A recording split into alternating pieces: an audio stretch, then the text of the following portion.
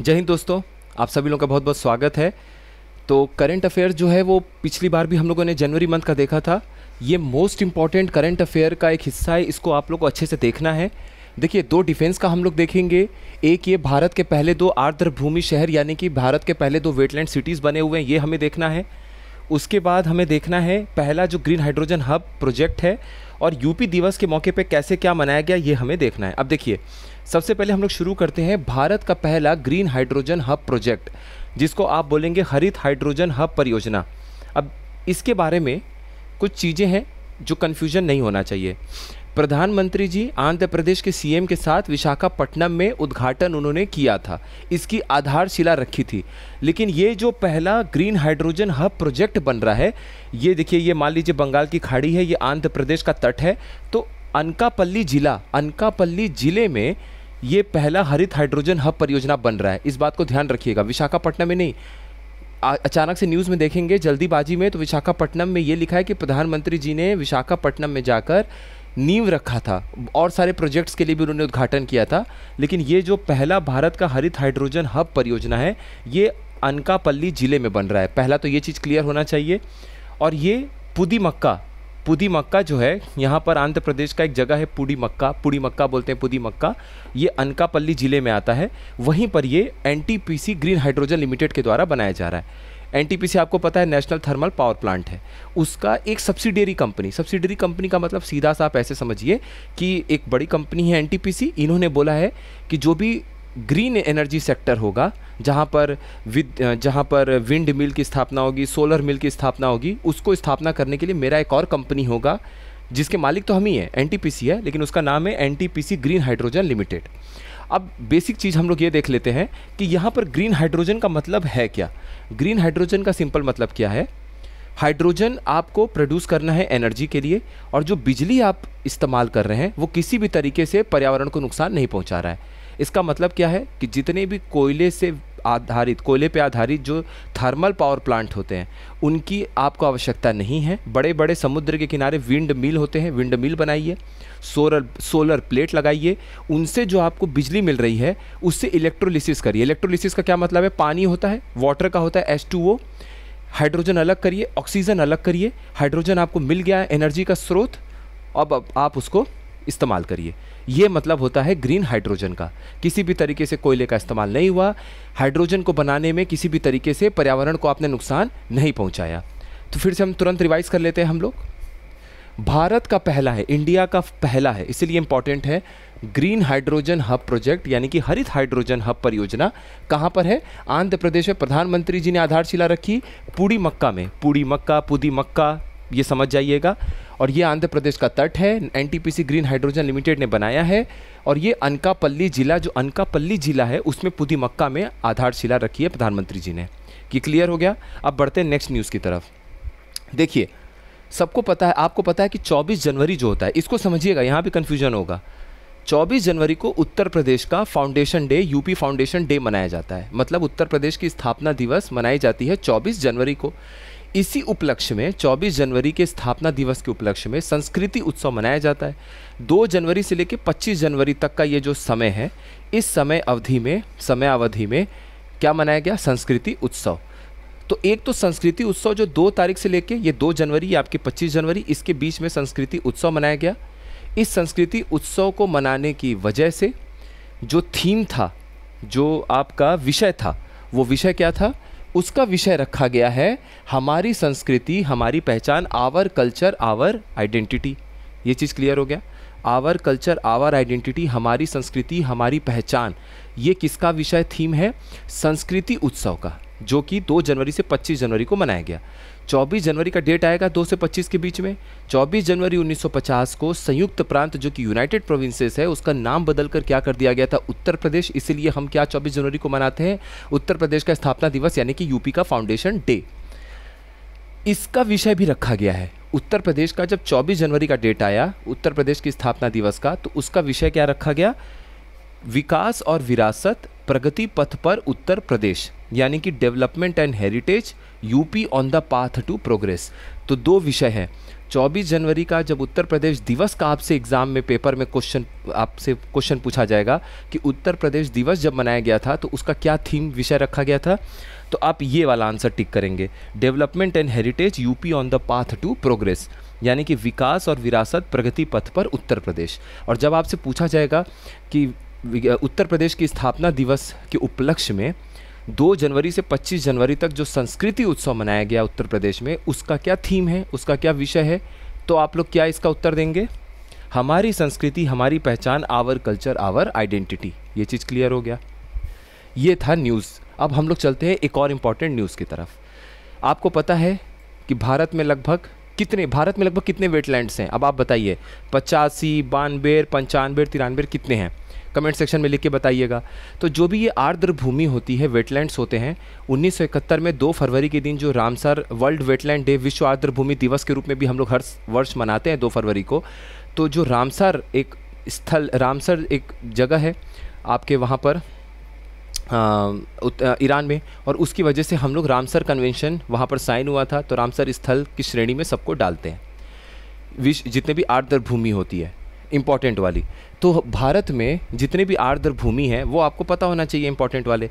लेकिन एक आर्द्र भूमि शहरों को भी एक रिकॉग्निशन, पहचान दिया जाता है। वो कैसे शहर होते हैं? ऐसा कोई शहर जहाँ पर झील है, आर्द्र भूमि है, वेटलैंड्स हैं, उनको भी आइडेंटिफिकेशन, पहचान मिलता है आर्द्र भूमि शहर का। तो पहली बार भारत में 2 शहरों को आर्द्र भूमि शहर, भारत के 2 पहले वेटलैंड सिटीज़ का दर्जा दिया गया है। किसको? इंदौर को दिया गया है और उदयपुर को दिया गया है। तो उदयपुर और इंदौर ये भारत के फर्स्ट 2 वेटलैंड सिटीज़ या फिर भारत के पहले 2 आर्द्र भूमि शहर हैं। ये चीज़ क्लियर हो गया। इसमें कुछ महत्वपूर्ण झील हैं जिनकी वजह से इनको, देखिए इनके पास झील तो बहुत सारे हैं, आपको सब कुछ याद करने की ज़रूरत नहीं है जब तक कि आप इनका स्टेट पीसीएस नहीं देते हैं। MP PCS है, राजस्थान का RAS। अब हमें पढ़ना है UP PCS और इसके हिसाब से। तो जो महत्वपूर्ण झील है, हो सकता है वहाँ से क्वेश्चन आपसे पूछ लिया जाए। तो इंदौर में आपको 2 झील याद रखना है। पहला सिरपुर का झील, सिरपुर झील, और दूसरा है यशवंत सागर। यशवंत सागर आपको दे देगा ऑप्शन, यशवंत सागर कहाँ पर है? तो यशवंत सागर हो सकता है इसकी झील से ही क्वेश्चन बना दे, ये पूछे ही ना, ये सब लोग पढ़ के जाएंगे तो ये हो सकता है ये भी पूछ ले। तो झील का भी नाम देगा, तो यशवंत सागर कहाँ है? तुरंत आपको टिक करना है इंदौर। और सिरपुर का झील कहाँ पर है? इंदौर। क्लियर हो गया। उदयपुर में 3 आपको पता करना है। उदय सागर ईजी है, उदयपुर, उदय सागर, फतेह सागर। फतेह सागर एक ध्यान रखना है, और पिछोला। फतेह सागर, पिछोला और उदय सागर कहाँ पर है? उदयपुर में। और सिरपुर झील और यशवंत सागर कहाँ पर है? इंदौर में। बस इतना याद रख लीजिए, आपका काम हो जाएगा। अब हम लोग बढ़ते हैं डिफेंस सेक्टर में, रक्षा क्षेत्र में। इसमें 2 महत्वपूर्ण ये न्यूज़ है, दोनों आपको पता होना चाहिए। पहला हम लोग देखेंगे anti tank guided missiles. Anti tank guided missiles को हम लोग क्या बोलते हैं? टैंक रोधी निर्देशित मिसाइलें। अब आप ऐसे समझिए, ये है आपका टैंक, ये ऐसे मान लीजिए ये है टैंक, दुश्मन का टैंक, ये आपके पास मिसाइल है। यहाँ पर मान लीजिए कोई ट्रक है, आपने ऐसे मिसाइल छोड़ा, वो मिसाइल गया और ये थोड़ा सा टैंक आगे बढ़ने की कोशिश कर रहा था, ये थोड़ा सा अपना रूट चेंज किया और इसको जाके हिट कर दिया और ये टैंक बर्बाद हो गया। तो ये जो मिसाइल है ये होगा एंटी टैंक, यानी कि टैंक निरोधक। और चूँकि ये कहीं ना कहीं इसको डायरेक्ट किया है आपने, चाहे प्रोग्राम सेट कर दीजिए, चाहे आप लैपटॉप पे बैठ के करिए कि हाँ जाओ दाएं तरफ जाओ, वहाँ उधर की तरफ टैंक जा रहा है, तो ये सीधे जाता। मान लीजिए अगर आप इसको छोड़ते और ये सीधे बस जाके यहीं टकराता, तो टैंक, मान लीजिए टैंक तो चलने वाला होता है, हो सकता है दुश्मन का टैंक तब तक इतने सेकंड में यहाँ आ जाए। तो आपका मिसाइल भी ऐसा होना चाहिए कि उसको उसी जगह पे जाके हिट करे।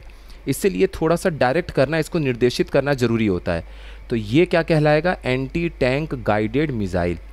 अब इसमें 2 चीज़ें हैं, एक होता है फायर एंड फॉरगेट, मतलब ऐसे मिसाइल को दागो और भूल जाओ। तो ये फायर एंड फॉरगेट वाली टेक्नोलॉजी पर है, मिसाइल दाग के भूल जाओ। क्यों भूल जाओ? क्योंकि इसमें सेंसर्स हैं, इसमें सेंसर लगा हुआ है, इसमें कुछ GPS लोकेशन का सेंस है, इसको पता है कि ये रॉकेट को, ये जो टैंक है इसको मुझे हिट करना है, ये इधर भी जाएगा तो मैं यहाँ भी इसको मार दूंगा, ये इसे जाएगा तो मैं इसको यहाँ भी मार दूंगा। तो आप निश्चिंत होकर बैठ जाइए। तो तीसरी पीढ़ी का, 3rd जनरेशन का anti tank guided missile, tank रोधी जो निर्देशित मिसाइल है, उसमें एक आता है नाग मार्क 2 मिसाइल। नाग मिसाइल कभी भी सुनेंगे ये नाग मिसाइल है तो ये हमेशा टैंक को उड़ाएगा। क्या है, फिर से दिमाग में बैठा लीजिए एकदम आसान शब्दों में, ये नाग मिसाइल है क्योंकि ये टैंक को उड़ा देगा। आपने अब इसको कैसे आप छोड़ेंगे, यहाँ मान लीजिए एक ट्रक है, जैसे ये देखिए ये ट्रक है, एक ट्रक या उनकी आर्मर्ड व्हीकल होती है, बख्तरबंद एकदम हथियारों से लैस एक ट्रक है मान लीजिए, और ऐसे ऐसे उसमें मिसाइल्स ऐसे बने हुए हैं, ऐसे मिसाइल छूटी यहाँ से, ये एंड ये आपका मिसाइल है नाग मिसाइल, ये नाग मिसाइल छूटा और ये देखिए ये टैंक है, इसको जाके हिट कर दिया। तो ये एंटी टैंक गाइडेड मिसाइल है नाग 2, नाग मिसाइल आया था उससे अच्छा नाग 2 है। और ये फायर एंड फॉरगेट है, फायर एंड फॉरगेट मतलब कि दागो और भूल जाओ निश्चिंत होकर। अब एक बात और याद रखिए, इंडियन आर्मी को जब ये मिसाइल मिला, इंडियन आर्मी ने बोला कि चलिए ये तो मस्त है कि मेरे पास ऐसे ज़मीन पे चलते चलते ट्रक के साथ, या मान लीजिए मेरे पास हथियार है, मैं वहाँ से ऐसे छोड़ दूँगा और टैंक उड़ा दूँगा। कभी कभी ऐसा हो सकता है कि मेरे पास मिसाइल तो हो, लेकिन मेरे पास हो सकता है कि ऊंचे पर्वत क्षेत्र में, लद्दाख साइड में या ऊपर जम्मू कश्मीर में कभी मुझे दुश्मन के टैंक पे अटैक करना हुआ, तो हो सकता है कि मैं गाड़ी को वहाँ तक ना ले जा पाया, या ठंड का टाइम हो तो मुझे दिक्कत होगी। तो मुझे हेलीकॉप्टर से भी ऐसा कुछ बना के आप दीजिए जिससे कि मैं ये नाग मिसाइल को छोड़ सकूँ।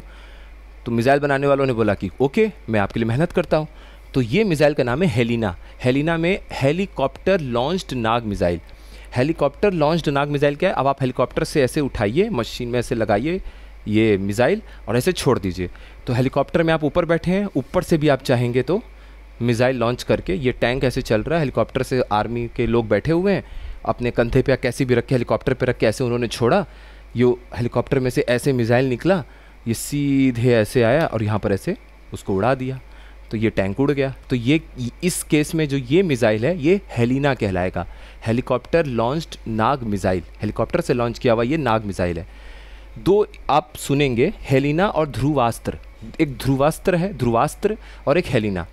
इंडियन आर्मी जब हेलीकॉप्टर पे बैठ के, आर्मी के लोग जब ये एंटी टैंक मिसाइल का इस्तेमाल करेंगे तो ये क्या कहलाएगा, हेलिना। और जब एयरफोर्स के लोग ऊपर से बैठ के किसी मिसाइल से, इसी एंटी टैंक मिसाइल से उड़ाएंगे किसी दुश्मन के टैंक को, तो उसको आप बोलेंगे ध्रुवास्त्र। तो ध्रुवास्त्र बनाया गया था एयरफोर्स के लिए और हेलिना बनाया गया था आर्मी के लिए। और बाकी हेलिना कुछ नहीं है, नाग मिसाइल को हेलीकॉप्टर से बैठ के आप छोड़ सकते हैं तो वो हेलिना है, बाकी गाड़ी से आपको इस्तेमाल करना है, किसी मशीन से आपको भेजना है तो वो नाग मिसाइल है। तो ये आपको समझ में आ गया। अब एक लास्ट चीज़ समझिए, मल्टीपर्पज़ वेसल्स, बहुउद्देशीय पोत, LNT इसको बना रहा है। इसके में, इस श्रेणी में दो इसको मल्टीपर्पज़ वेसल यानी कि दो बहुउद्देशीय पोत जहाज़ बनाने हैं। एक का नाम है INS समर्थक, ये पहला जहाज़ था, दूसरे का नाम है INS उत्कर्ष। ये दोनों जहाज़ आप देख सकते हैं। मल्टीपर्पज़ या बहुउद्देशीय का क्या मतलब है, ये दिया गया है किसको, ध्यान रखिएगा, ये इंडियन कोस्ट गार्ड लिख सकते हैं ऑप्शन में कि LNT ने हाल ही में दो मल्टीपर्पज़ वेसल यानी कि LNT ने हाल ही में दो बहुउद्देशीय पोत को इंडियन कोस्ट गार्ड को दिया है। तो ऐसे कट कर दीजिएगा, इंडियन कोस्ट, LNT ने बनाया है लेकिन इंडियन कोस्ट गार्ड को नहीं दिया है, किसको दिया है, नेवी को दिया है, ये बात याद रखिएगा। इसमें एक है INS समर्थक जो कि पहला जहाज़ है, बहुउद्देशीय जहाज़ है, वेसल है, पोत है, और दूसरा कौन सा बहुउद्देशीय जहाज़ है, उसका नाम क्या है, INS समर्थक नहीं, INS समर्थक पहला है, दूसरे का नाम है INS उत्कर्ष।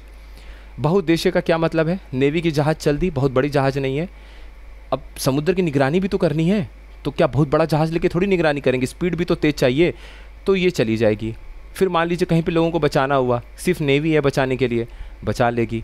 अब नेवी को बड़ी बड़ी मिसाइलें अपनी टेस्ट करनी है, तो इसी जहाज़ों पे लॉन्च कर करके वो समुद्र में टेस्ट कर सकते हैं, मिसाइल लॉन्च कर सकते हैं, दुश्मन को भगा सकते हैं, लोगों की मदद कर सकते हैं। डिजास्टर का सिचुएशन हो गया, अचानक से चक्रवाती तूफान आ गया, बहुत सारे अच्छे अच्छे कॉमर्शियल जहाज़ फंस गए हैं, लोग फंस गए, हमारी संकट मोचक की तरह ये जहाज़ें काम करेंगी, जाएंगी, उन लोगों को बचाएंगी। तो ये उस केस में लोगों को बचाने का काम हो गया। आपदा में फंसे हैं तो उस समय लोगों को बचाने का काम हो गया। मिसाइल वगैरह का कोई टेक्नोलॉजी टेस्ट करना है, कैसा मिसाइल है, उसके लिए भी नेवी इस्तेमाल कर सकती है इस तरह की चीज़ों को, मतलब इस तरह के जहाज़ को। तो ये बहुउद्देशीय है, एक उद्देश्य नहीं है कि सिर्फ लड़ाई के लिए बना रहे हैं, राहत बचाव कार्य में, मिसाइल टेस्ट के लिए और निगरानी के लिए, जिसको सर्वेलेंस बोलते हैं, मैरीटाइम सर्वेलेंस और डिजास्टर मैनेजमेंट के सिचुएशन में बचाने के लिए इस तरीके से इस्तेमाल हो सकता है। एक का नाम है INS समर्थक और दूसरे का नाम है INS उत्कर्ष। ये इंपॉर्टेंट है सारे के सारे, इसको आप लोग देख लीजिएगा, इसकी फ़ोटो खींच के आप लोगों को प्रॉपर तरीके से इमेज ग्रुप में मिल जाएगा। GSN करंट वॉरियर का टेलीग्राम ग्रुप ज्वाइन कर लीजिएगा। उम्मीद है आप लोगों को ठीक लगा होगा। नेक्स्ट वीडियो में हम लोग जनवरी के कुछ और इंपॉर्टेंट करंट अफेयर्स होंगे तो उसको देख लेंगे, वरना फरवरी में चलेंगे। और इस तरीके से मंथ वाइज चीज़ों को देखेंगे। इंडेक्स आप लोगों को इस तरीके से बता देंगे, इंडेक्स के लिए क्या करेंगे, एक लाइन के थ्रू आप लोगों को बता देंगे बढ़ते क्रम में, तो आप लोगों को वैसे चीज़ें क्लियर हो जाएंगी। और एग्ज़ाम के पहले मेरी कोशिश होगी कि जितने इंपॉर्टेंट वाले हैं कम से कम वो आप लोगों को कवर करा दिया जाए। कोई बात हो, कुछ पूछना है, आप लोगों को कुछ बताना है तो कमेंट बॉक्स में हमेशा आपका स्वागत है। आप सभी लोगों का बहुत बहुत धन्यवाद। अच्छे से पढ़ते रहिए। 27-28 दिन है, जान लगा दीजिए। रिजल्ट के लिए ज़्यादा मत सोचिए, पेपर कैसा आएगा वो मेरे और आपके हाथ में नहीं होता है, लेकिन पेपर हम अच्छा कर सकते हैं वो हमारे हाथ में, हम कोशिश कर सकते हैं, कोशिश करेंगे, लड़ेंगे। आप सभी लोगों का बहुत बहुत धन्यवाद।